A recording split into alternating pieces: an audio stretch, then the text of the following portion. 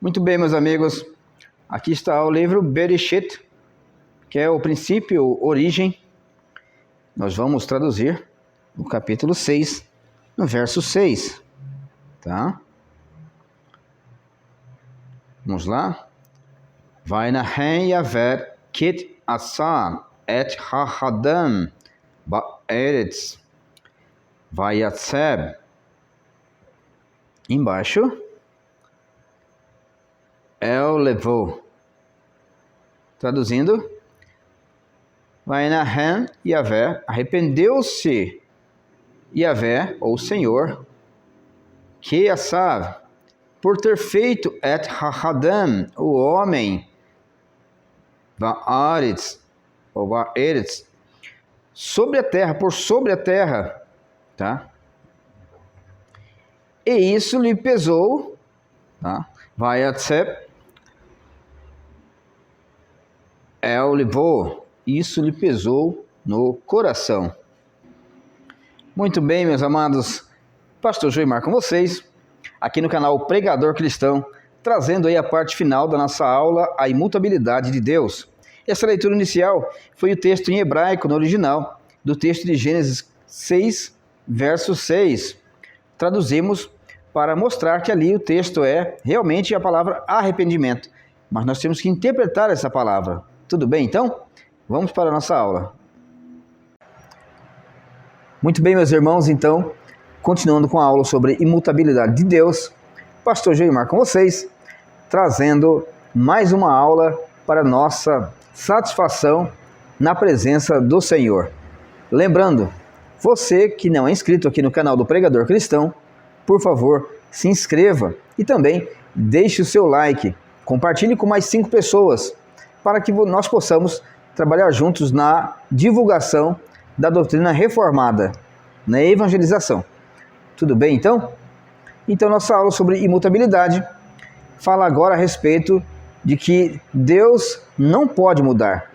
É claro que quando eu falo sobre Deus ser imutável, não estou dizendo que Deus não se movimenta, ou que ele é um ser estático. Já falamos sobre isso nas primeiras aulas, e eu quero sempre lembrar você disso. Não estou dizendo que Deus não se movimenta ou não é um ser que age. Ele age o tempo inteiro. Jesus diz, meu Pai trabalha até hoje e eu trabalho também. Deus se movimenta. O que nós falamos nas aulas é que Deus não muda o seu decreto. E Deus não altera, tá, os seus desígnios.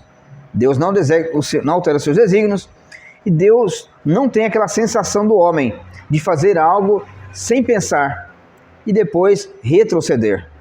Embora hajam textos que afirmem que Deus se arrependeu, por exemplo, nós vamos ver agora. Nós temos que interpretar esses textos, tá, à luz da própria Escritura e o que ela afirma sobre Deus. Vamos lá então? Vimos nas aulas anteriores que os sentimentos em Deus não altera como nos anjos e como nos homens, tá? Então não existe um dia em que Deus ama a você e outro dia ele acorda e fala, não gosto mais de você, agora eu te odeio. Não existe um dia em que Deus amanheça de mau humor com relação aos seus eleitos, ou que resolva fazê-los sofrer.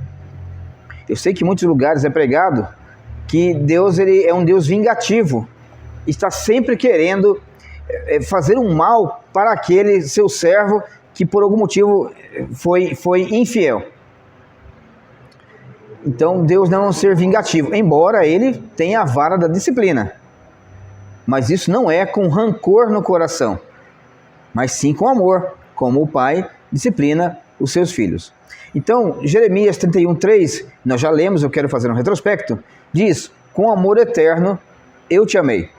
João 13:1, tendo amado os seus que estavam com ele, amou-os até o fim. Então Jesus amou os seus discípulos até o final. Claro, Jesus sabia que eles iriam correr quando os soldados do Sinédrio chegassem para prendê-lo. Mas mesmo assim, João diz que ele os amou até o fim. Não ficou com raiva, não ficou com amargura e com ódio. Salmo 100, verso 5. a sua misericórdia dura para sempre.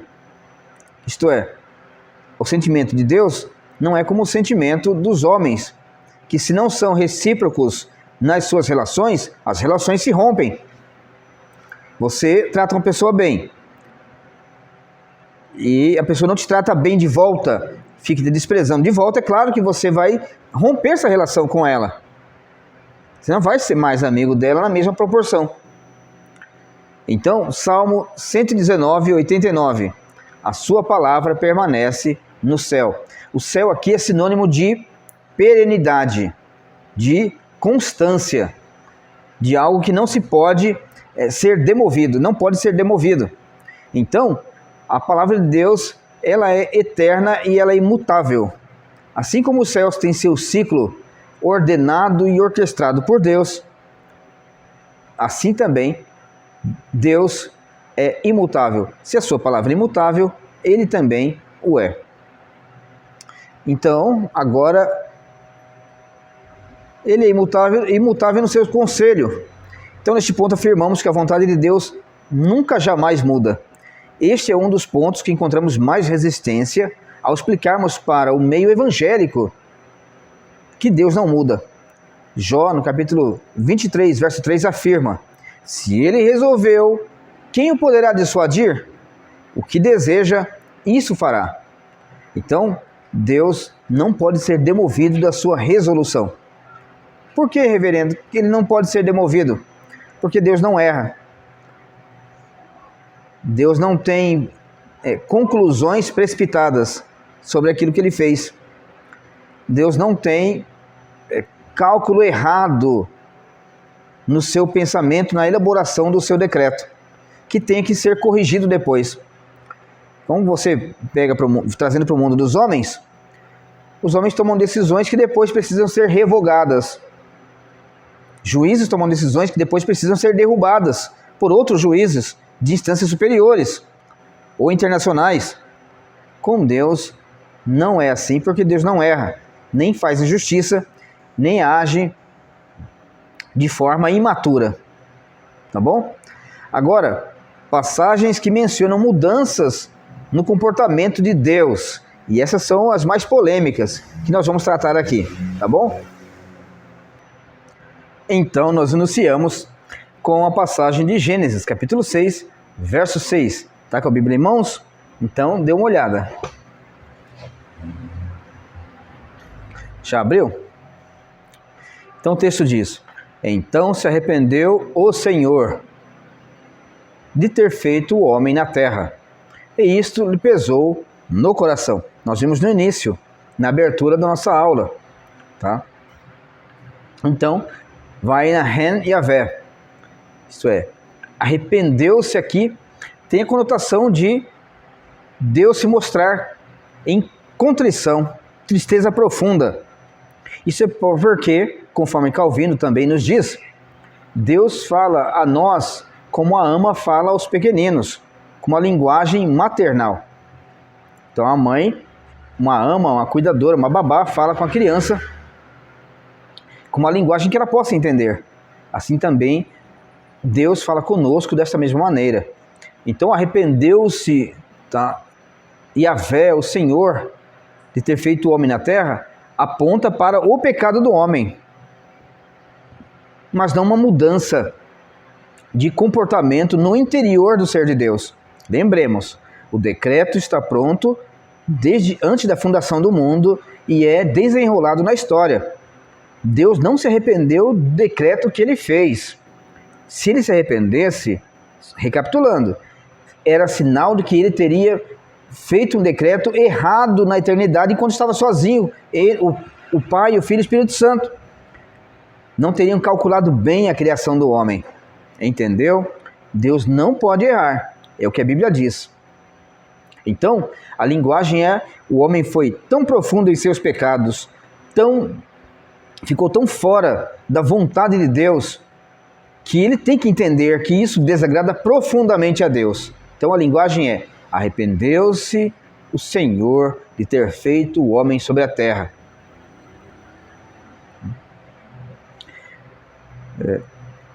Jonas, capítulo 3, verso 10. Viu Deus o que fizeram, o arrependimento dos ninivitas, tá? E como se converteram do seu mau caminho.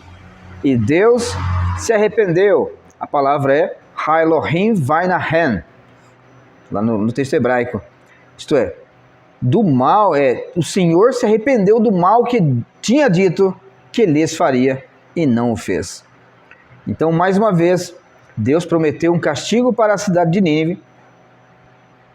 Jonas, contra gosto e contra vontade, foi levado até as praias de Nínive, entrou no território, percorreu a cidade de má vontade, pregando a palavra de Deus, que Deus ia destruir aquela cidade. Alguém ouviu, avisou o rei ficou sabendo, conclamou um jejum, e todos vestiram pano de saco e cinza, se arrependeram de coração, porque a palavra de Deus é poderosa, não é a altura da voz do pregador, que faz com que haja movimento, tá, em Deus, ou na ação do Espírito Santo no coração das pessoas. Depois eu falo sobre a ação do Espírito Santo no Antigo Testamento, tudo bem? Então, trazendo arrependimento. Então, o texto diz que se arrependeu o Senhor do mal, que tinha dito que lhes faria. Então Deus ameaçou, e através desta ameaça, aqueles que estavam destinados para a salvação foram salvos. Foi um evangelismo. Não é isso que nós fazemos no evangelismo?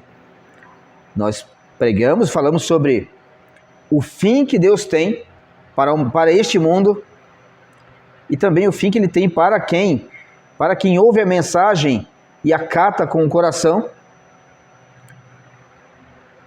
E então as pessoas tomam decisões, mas as decisões são tomadas na eternidade. Jesus diz: não foste vós que me escolheste, mas eu escolhi a vós outros. Então, vá guardando essas informações. Então, nós temos alguns significados aqui, que eu quero destacar para você, em algumas conjunções na língua hebraica, que são apresentadas para a tradução deste texto. A palavra está certa, tá? A palavra é arrependeu, porque a linguagem que ele quer usar é esta, tá bom? Então, ela significa o estado de alguém arrependido, se consolar, simplesmente arrepender, ou mesmo sentir remorso. Também encontra sentido de conforto ou ser confortado. No Nifal, por exemplo, né? Estar sentido, sentir, tá? Sentir pena de alguém, se compadecer. Estar em estado de lamento, sofrer um pesar no coração. Pode ser tido também como confortar, ser confortado ou aliviar-se. Sentimento de alívio. Aqui, nós sempre vemos a tradução como alguém que está contrito, entristecido, tá? Por causa de algo. Então, Deus não se arrependeu porque tinha feito algo que não tinha programado, mas Ele está mostrando tristeza com o estado deplorável que o homem atingiu, inclusive lá em Gênesis e também na cidade de Nínive. O Senhor Jesus depois fala sobre isto, tá? Que os ninivitas, aquele povo que se arrependeu, lá na pregação de Jonas, eles vão se assentar à mesa com Abraão. E inclusive vão julgar os fariseus e os saduceus no dia do juízo. Então, Provérbios 11:20. Vamos ver alguns textos que falam a respeito de mudanças no relacionamento, tá? Então, 11:20. Abomináveis são para o Senhor os perversos de coração, mas os que andam em integridade são o seu prazer. Provérbios 12:22. Os lábios mentirosos são abomináveis ao Senhor, mas os que agem fielmente são o seu prazer. Passagens que mostram aparentes mudanças, porque alguns argumentam. Mas na Bíblia a gente vê Deus mudando. A gente vê Deus com ira, a gente vê Deus tratando as pessoas com alegria.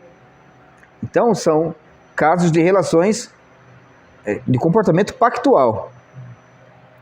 onde Deus mostra que o homem que segue o seu pacto, tá, tem a seu favor.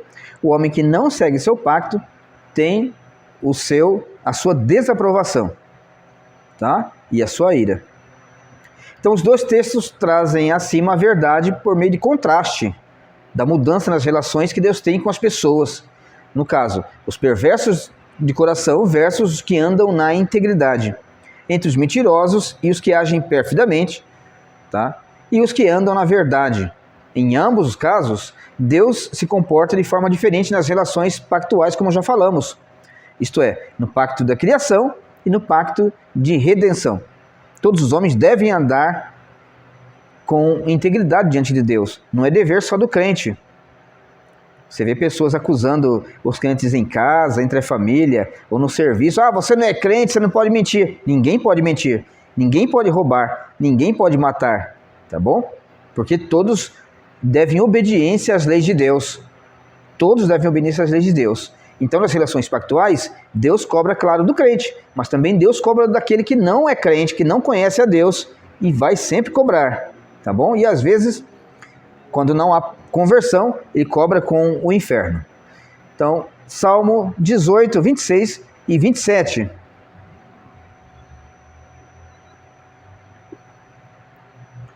Então, você que tem a Bíblia aberta aí, por favor. Então, Salmo 18, 26. Com o puro, puro te mostras. Com o perverso, inflexível. Estão vendo a relação pactual? Então, Deus, com aquele que é puro, ele se mostra puro.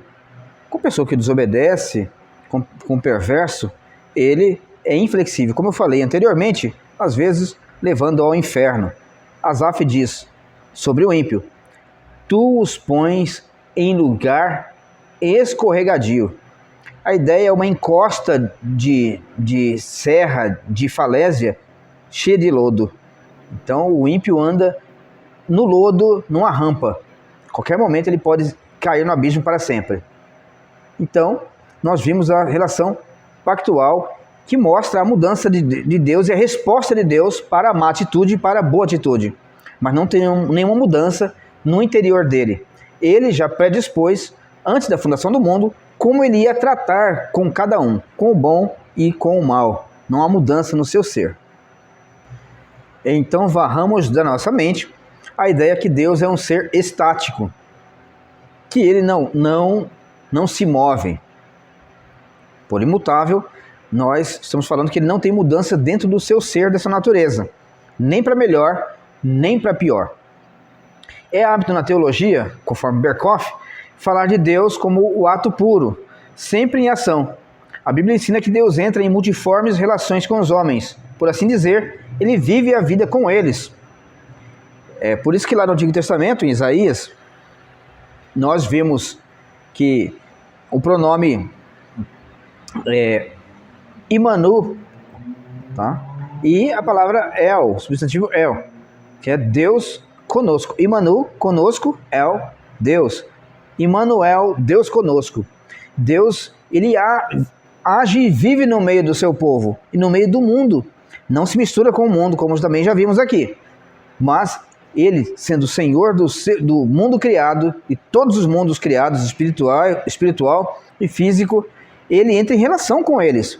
Foi por isso que ele acorrentou os anjos no abismo. Se Deus fosse estático, os anjos se rebelariam e Deus ficaria parado. Mas não é assim. Ele tem movimento. Ele responde. E ele respondeu naquele caso com o encerramento deles em abismos e trevas e algemas eternas. Tudo bem? Indo agora para o final, há o argumento de que Deus ele se move e ele muda de atitude, inclusive mudando o seu ser. E alegam isso em que Deus, no Antigo Testamento, assim pensam e falam alguns, que Deus ele agia como Pai, depois ele agiu como Filho no Novo Testamento e depois como Espírito. É claro que é uma falta de entendimento a respeito da ontologia de Deus, do Deus triuno. Então Deus não muda em seu ser. Ele sempre agiu no Antigo Testamento. Inclusive o Espírito Santo agia no Antigo Testamento. Não na forma, claro, como ele age no Novo Testamento, depois da vinda do Filho. Não depois que é designado o Paráclitos, o advogado, tá bom? O nosso Consolador. Não dessa forma. Mas, para se converter no Antigo Testamento, também é necessária a ação do Espírito Santo. Preste atenção, jamais houve conversão sem a ação do Espírito Santo na regeneração do coração de alguém. Jamais. Sabe por quê? Porque o homem está morto nos seus delitos e pecados, desde que da queda de Adão. Tá bom? Então, continuando, por isso que é importante ler a Bíblia. Antes de tudo, ler a Bíblia repetidamente. Já leu 3 vezes? Leia 10. Já leu 10 vezes? Leia 30. É muito importante isso para o seu conhecimento.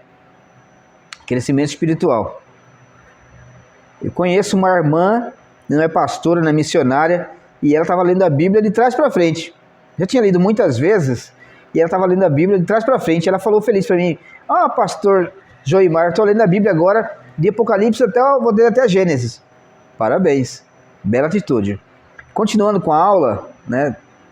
Então, no caso, a encarnação não produziu mudança no ser de Deus, nem no Filho, nem no Deus Filho, tá bom? A de mudança não é em Deus, para encerrar, mas nas relações que ele tem com os pecadores. Quando esses se arrependem, Deus ele mostra a sua face de misericórdia que sempre teve e sempre terá. A misericórdia de Deus não vai acabar na vida por vir. Então, quando aquilo que Deus decretou é cumprido pelos homens, lá está Deus com sua misericórdia e o seu perdão para o arrependido. Deus perdoa, o homem pode não perdoar. Guarda mágoa, rancor, por maldade, por ciúmes, por vingança interior, por glória pessoal, em punir, né, o culpado. Deus ele traz a punição também, a punição. Deus traz a disciplina para o crente. Para o ímpio é punição, para o crente é disciplina. Mas ele traz o amor e a misericórdia junto com ele. Então, esta é a relação pactual. E esta é a mudança que nós vemos, mas não há mudança no ser dele. Ele designou ser assim.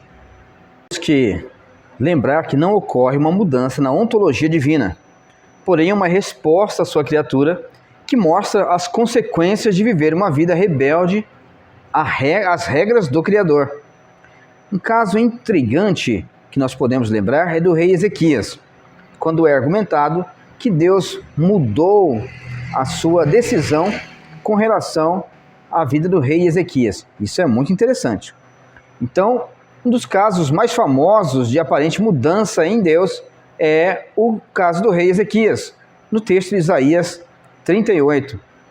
O texto se dá da seguinte forma: Deus, por meio do profeta Isaías, diz ao rei que ele organize a sua casa, o rei Ezequias, porque morrerá. O rei piedoso chora e lamenta diante de Deus a sua morte. Então, Deus ordena que o profeta torne ao rei e lhe diga que havia visto o seu clamor e o seu choro e o seu lamento. Então, resolveu conceder mais 15 anos de vida ao rei Ezequias. E ainda ordena que ele peça um sinal. E quando o rei recusa por temor, é exortado. E Deus assim mesmo providencia um sinal. Deus mesmo fala: olha, vocês enfadam os homens, ainda querem enfadar a Deus. Então, eu vou dar um sinal. Tá? Ele mesmo providencia um sinal. E o sinal é que o relógio vai retroceder 10 graus. O sol vai voltar. Isso significa que Deus ele tem uma relação com o ser humano. Tá? Olha, mas então Deus não mudou? Então, vamos então ver esse caso rapidamente. Deus faz retroceder o relógio 10 graus, que o sol já estava se pondo. Isso significa que o homem deve confiar no Deus do impossível e não nos homens para a sua segurança. Mas A parte que fica aqui em xeque, então, é: pode Deus ser mudado pela oração de um homem? A resposta é claramente não. Deus não muda, nós já falamos, Deus não muda assim. Deus tem o seu decreto pronto na eternidade, como temos dito desde o princípio. Então não adianta orar? Então não vou mais orar? Não, também não é a resposta certa. Ele já havia ordenado que Ezequias receberia notícia e que daria mais 15 anos de para o rei mediante o seu clamor. Então o decreto é feito antes da fundação do mundo, lá na eternidade, tá bom? Não é no tempo. E aí o decreto é que ele vai conceder, mediante o clamor do rei, mais 15 anos. O destaque, claro, é que o rei, sendo ungido de Deus, precisa viver em sua vida uma dependência completa para que o povo e ele mesmo colha vida e bênçãos. Então atente para isso. Nenhuma folha cai de uma árvore, nem um pardal cai por terra, nem um fio de cabelo se torna preto ou branco, sem o decreto divino estar em ação, ser colocado em ação. Ele foi feito na eternidade e Deus o desenrola na história. É a mente de Deus, simbolizado lá no Apocalipse pelos 7 selos, é a história sendo colocada em ação. E ninguém morre, por exemplo, fora do dia. Todos, inclusive Ezequias, têm o dia certo para entrar no mundo, se vem como rei, se vem como mendigo, tá? O país em que ele nasce, se é lá em Etosha, se na África, no continente africano, se é nos Estados Unidos, num país, uma superpotência, se é no Brasil, todos têm o lugar certo em que vão nascer. A família certa em que vão nascer. É só você ver o exemplo por exemplo, José e Maria no nascimento de Jesus. Importava que ele nascesse em Belém da Judéia. E Deus movimentou o império inteirinho para que Jesus nascesse em Belém da Judéia. Se estivesse nas mãos do homem, pode ser que Maria falasse: não quero ir não, estou grávida, não vou viajar. E José poderia falar: não vou não, eu vou sozinho, não vou levar minha mulher não. Ou então a criança poderia nascer no meio do caminho e não em Belém da Judéia. Mas, pelo decreto divino, Jesus nasceu onde deveria nascer, profetizado há milênios, há séculos. Então, todos têm a forma e a hora certa de entrar neste mundo. E todos têm a hora e a forma de sair dele. E já está estabelecido por Deus antes que houvesse mundo. E ninguém pode fazer nada quanto a isso. Nem você e nem eu. Mas o plano de Deus, o plano eterno, é executado na história e ele nos comunica conforme o nosso débil entendimento. Então, na nossa visão, há mudanças em Deus, mas na verdade não há mudança nele. Tá bom? A mudança nas relações que nós vemos é nas relações em que nós agimos contra a vontade dele e ele mostra que ele não tolera isso. Mas não houve mudança dentro do ser dele. Muito bem, então? Meus irmãos, qual que é a conclusão da nossa aula sobre imutabilidade de Deus? Mas que proveito eu tenho com isso? O proveito é que Deus, sendo imutável, não vai amanhecer no dia seguinte e te expulsar da sua presença. Aquele que garantiu que crê no Senhor Jesus e será salvo tu e a tua casa. É o Deus que guarda a sua palavra nos céus, imutável, e o seu amor pelo crente não muda jamais. Não importa se você teve um AVC, se você perdeu as pernas, perdeu os rins, se você perdeu o seu dinheiro todo, ele continua te amando e vai te levar até o dia final inteiro para que você o conheça plenamente e viva em sua glória.